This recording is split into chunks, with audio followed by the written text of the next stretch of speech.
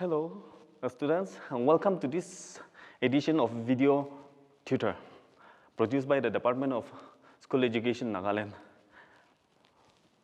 I'm Metozo Hetso from John Government Higher Secondary VIII, and today I'll be taking classes for Class 8 Science.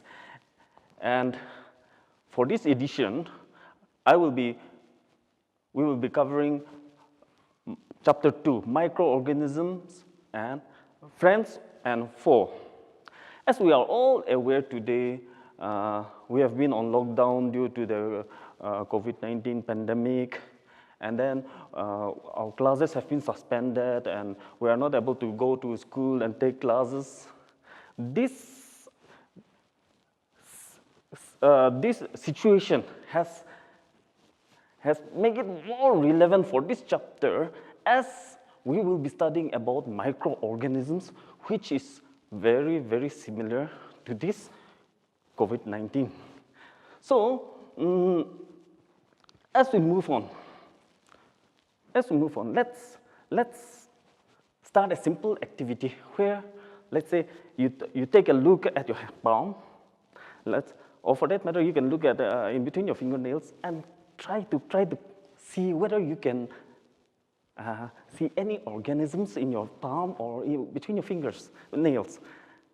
I believe we wouldn't be able to see even one organism. That is because there will be lots and lots of organisms crawling in your palm, but we are not able to see them because they are very, very, very small. And as they are very, very small, we call them microorganisms. Micro for being small. So, what are these microorganisms? Generally, microorganisms are classified into 4 groups. 4 groups called bacteria, fungi, protozoa, and algae.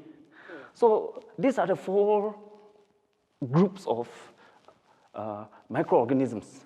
And when I'm talking about these 4 groups, you'll be thinking about, Sir thought in the beginning, Sir said about something about the COVID-19 or corona. Yes, they are also very, very small, let's say, organisms, but they are a different class of, or say a different group, because this virus, they cannot live outside its body, outside the host. They need a cell to survive.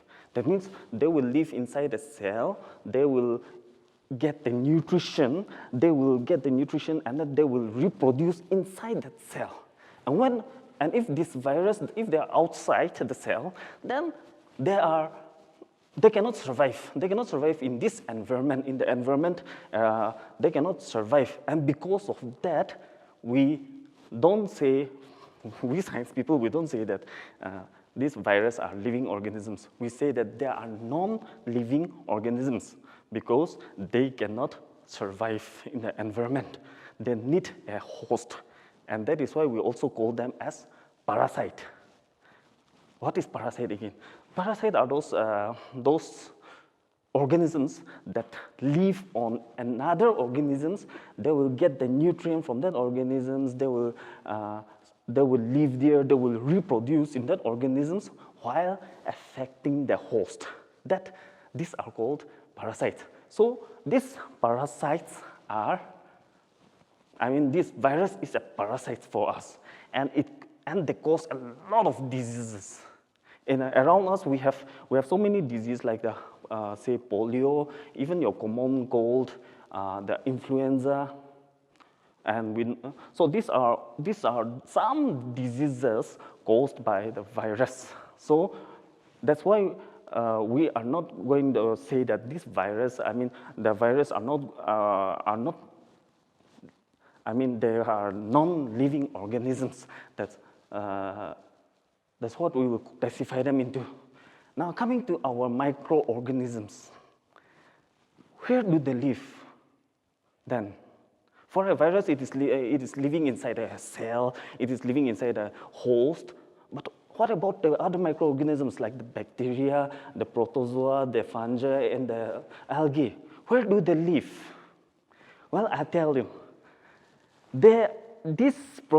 most bacteria are single-cell organisms. They are only one cell, and some protozoa and algae will be multicellular. That means these organisms will have many cells.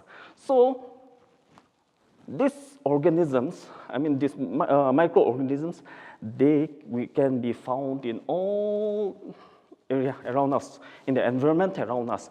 You can find them in your body, in your clothes, even on your skins. And there will be lots of microorganisms inside your body. In fact, right now, I believe that the number of microorganisms inside my body will be more than the microorganisms around me right now. So, microorganisms, they can survive in all sorts of environment. You can find microorganisms in the very, very cold climates, very cold areas. And from there, you can find microorganisms, the microbes. In short, we call them as microbes. So we can find these microorganisms in very hot places, like the hot springs, or even near the volcanoes. Who knows? So if you go microbes, we will find them in such a huge environment. So they can survive in such different environments. Now, microorganisms, as they can survive in all areas, in all the environment around us, we find that there are so different microorganisms which are beneficial for us. Okay, let's say that some microorganisms will be our friends. We will put some microorganisms as our friends, and the others as our foes or our enemy. So there are friendly microorganisms which are beneficial for us, which are beneficial for the plants, which are beneficial for the animals. And then there are microorganisms which we call them as our foes. They causes lots of diseases, or they give that trouble our existence. So let's talk about these friends, the friends that we called as those good friends, called good friends or good microorganisms, friendly microorganisms. Now, if you look around you or in your kitchen, or you'll find some bread, cake, or curd. So all this you'll find that in your kitchen, in around you. So you will love to eat those. Now, where were they manufactured? For example, bread. During the baking of a bread, the yeast is used. The yeast is a microorganisms. In making curd, or what we call as commonly as dahi. Again, there is a microorganisms which helps us in making that. Okay, speaking of this curd or dahi, you can even make one at home. You can even try. Suppose, let's say next time when you go out to the shop, or next time when you are, when you eat curd, you can save a spoon. You can save a spoon for use later, or to make dahi later.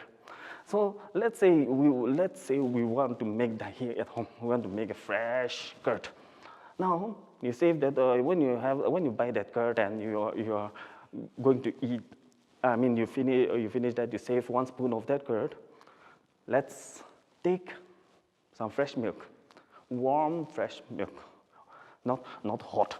If we take hot, we don't want to kill the good friends, or they say good microorganisms. So we will not take the hot milk, but we will take warm milk. And then in that warm milk, let's say we put some sugar just to sweeten it. And then maybe you can even experiment with different tastes, or even maybe you can even use the chocolate also, or what.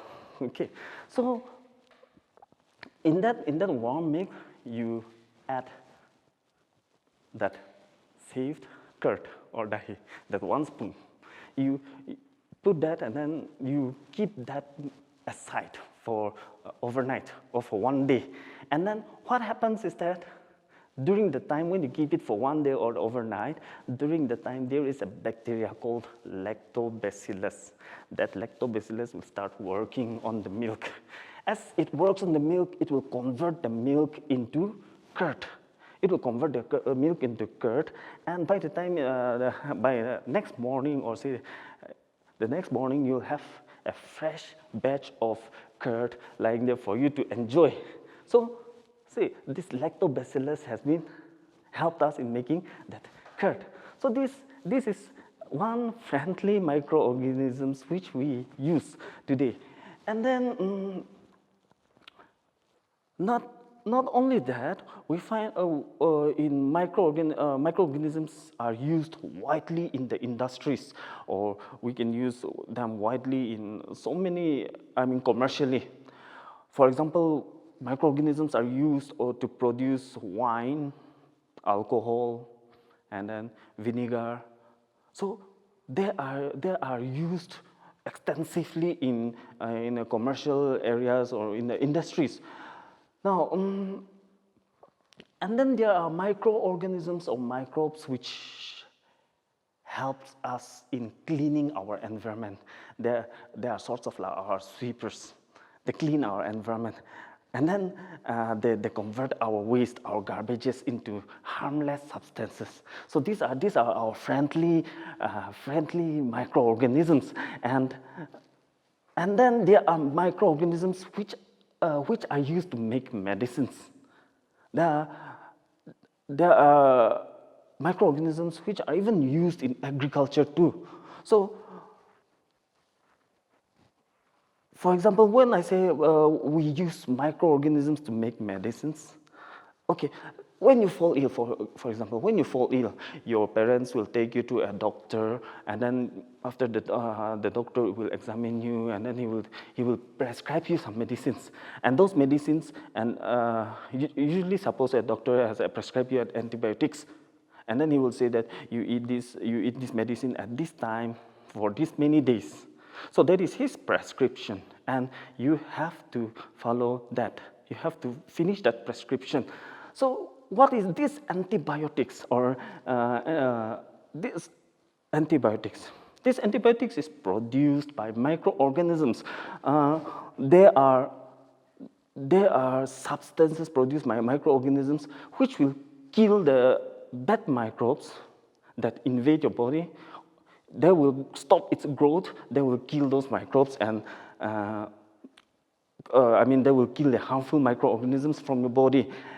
Now, remember that when a doctor says you should finish this prescription while using antibiotics, what he means is that if you don't finish that prescription, the thing is, when a very harmful microbes enters your body and attack you, and you didn't finish your antibiotics, now those harmful microorganisms know how to attack your body.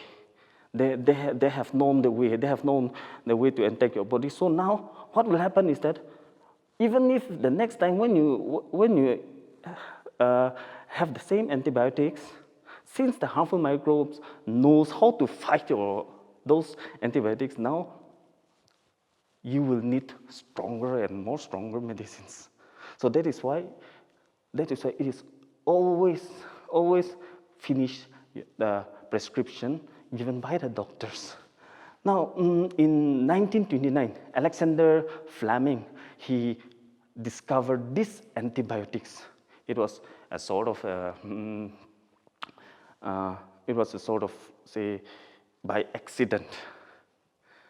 See, he was working on a bacteria culture, in a culture plate. He was working on it, and then he had those bacteria in a culture plate. So he kept that overnight, and when he returned to his laboratory, he found that in that culture plate there was some mold forming on the culture plate. So when he studied that, he found that that mold have stopped the growth of the bacteria. It has stopped that. And then he found that, in fact, the mold is killing those bacteria. So with that, he produced the first antibiotics called penicillin. And because of this penicillin, we were able to cure so many diseases that have come our way. And even today, we are using that penicillin. Now, remember that antibiotics are not effective against viruses. If you have a common cold, or say influenza, these antibiotics will not work, because antibiotics, they work on only harmful microorganisms like the bacteria or the fungi, protozoa, and again, they do not work on this virus. Now, these days, due to this pandemic, when we look at the news, and then we see that so many big pharmaceuticals are working together to find a cure for this pandemic. They are trying to find a vaccine. So what is this vaccine? This vaccine is let's look at this vaccine. Now, take for example measles. We know what is a measles. When as an infant, a small baby, sometimes when they are infected with measles, we find that small red dots appears on their face. It grows to in the body, and then it spreads to the legs. Now, this measles, what happened in this measles is that when the measles attack the body of the baby, when that measles attack, the body of the baby will start fighting with that measles. It will start to fight with that measles, that microorganism which is attacking the body. So when as it tries to attack, when the harmful microorganism enters the measles enters the baby, the body will start to fight back. It will start to fight back by producing antibodies. These antibodies will fight with the measles. And then as it fights with the measles, what happens is that the body will slowly gain strength, and then it will kill the measles. And then that antibody will remain in the body of the baby. So as the baby, after that, as the baby grows older, measles will not be able to enter the body anymore, because anytime it enters, those antibodies are still there in the baby body, in that person. Now, so whenever a measles comes, it will fight that back, and then it will kill it. So that's one example. Now, coming to vaccine, how does vaccine work? It works exactly like that case of the measles. Now, in vaccine, in the working of a vaccine, how does it work?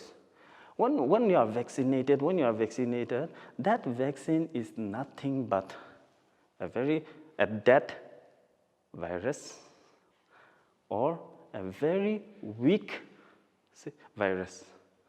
So this dead or weak microbes, or the dead or weak virus, or that disease-causing microbe is introduced in the body, in our body. When we are vaccinated, that means that it contains a dead or very weak microbe. The microbe has been made into a weak one. So when it is introduced in the body, what happens?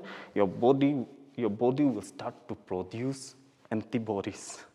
Your body will start to produce antibodies, and then it will produce suitable antibodies to kill that microbes. It will start to fight. That antibody will start to fight with that microbe, and then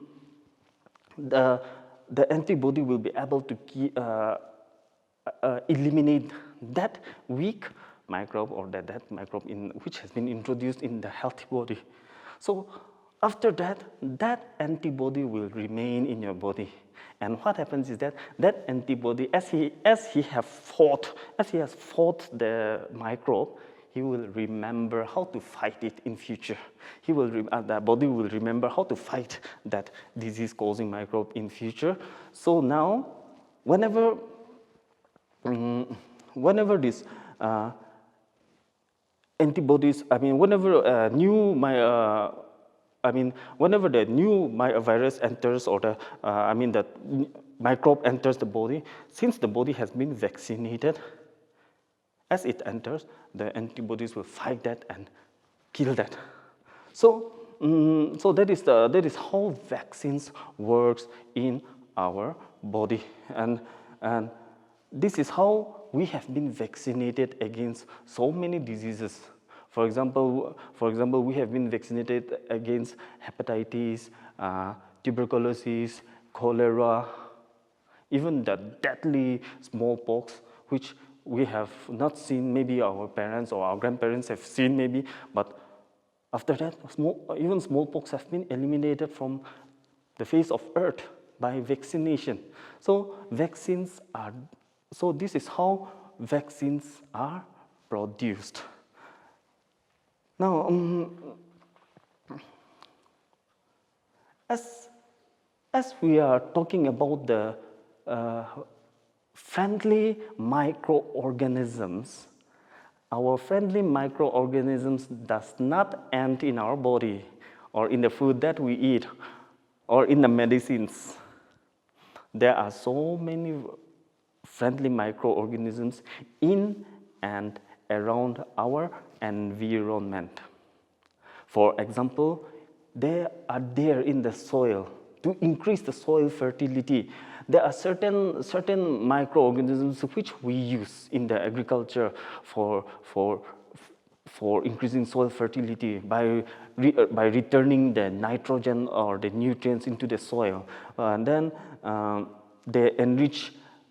There are certain bacteria which converts the atmospheric nitrogens into nutrients, so that into nitrogen compounds which can be used by plants.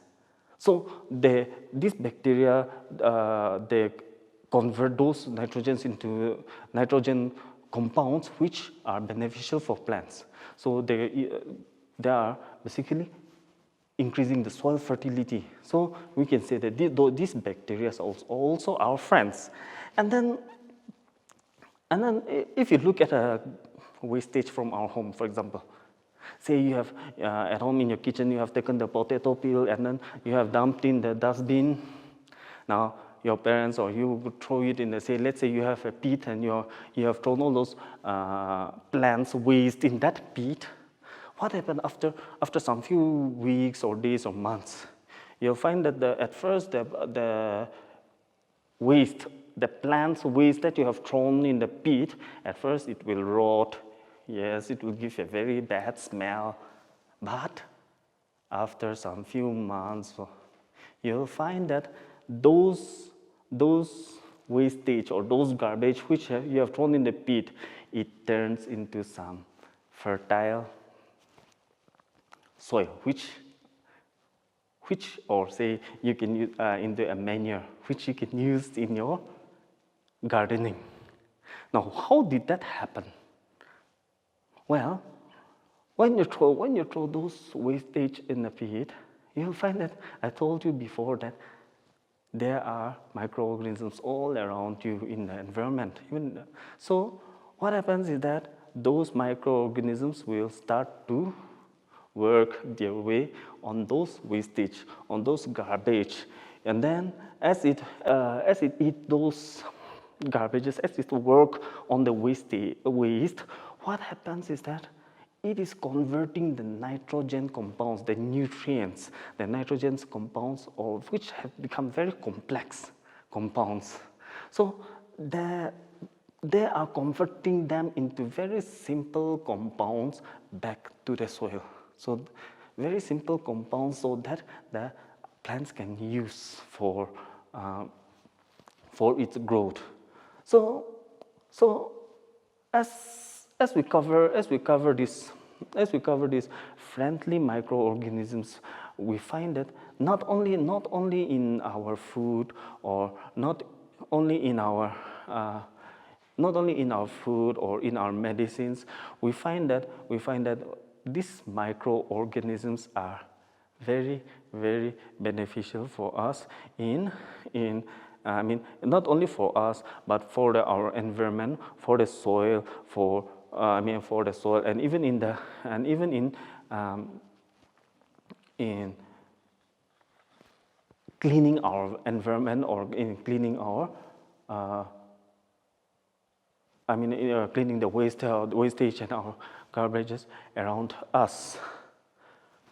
Now, from our friendly microorganisms to now the bad ones, the harmful ones. Now we have discussed about all those friendly microorganisms. We have discussed about all those friendly ones which have been beneficial for us, which have been helping us in so many ways. We have almost forgotten about how harmful are them in our life, or even in the environment around you, or in the ecosystem around us. Now, there are certain microbes which are harmful for us, and as they are harmful for us, we call them pathogens. Now, these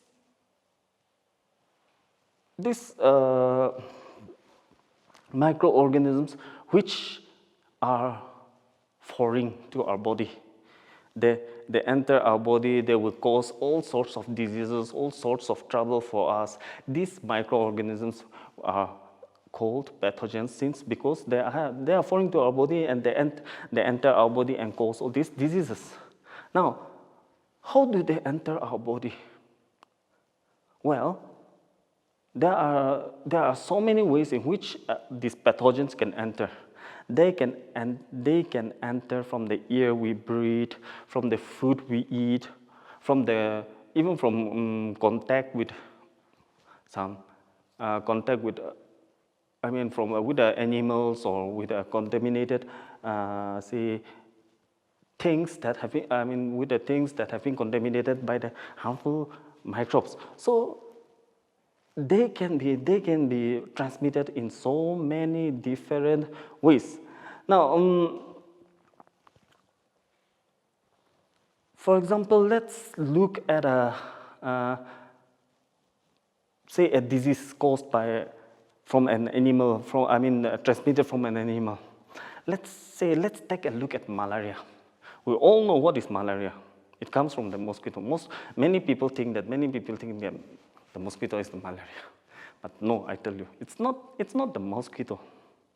It's the microorganisms that is living in the mosquito, or in fact, it lives in the female Anopheles mosquito. It lives in the stomach of the mosquito, and then as the mosquito comes and bites you, or what happens is that this plasmodium gets transferred to your body, and as it gets transferred to your body, your body will start, the plasmodium will enter your bloodstream, and then from there, it starts to get its nutrients. You are providing the food to the plasmodium now. So now the plasmodium is getting the nutrients from this your body, and then it is getting the nutrients. Now it is happy, so that now it starts to reproduce, and it starts to reproduce in your body. And when it reproduces, it's causing you all those diseases, which we are calling them as malaria. So now, as we are talking about these harmful microorganisms, we will continue to talk about them even in the next classes. we will still continue to talk about the harmful microorganisms, and we will talk about how they affect us in our body, or how they affect our body, or how they affect our environment. And we will continue to do this even in the next classes. And as we entered these classes, most of you will be tuning in today. For most of you will be watching this through the television, or some of you will be listening through the radio, or many of you will be watching this through YouTube. And for those of you who are watching through YouTube, I tell you, you go ahead. Press the subscription button at the bottom of this for the Department of School Education, that you subscribe, press the subscription, and then the next classes which have been updated, you will get a notification, so that you will get all the new classes that are going to be uploaded. So go ahead, press the subscription button, and then let's see you in the next classes.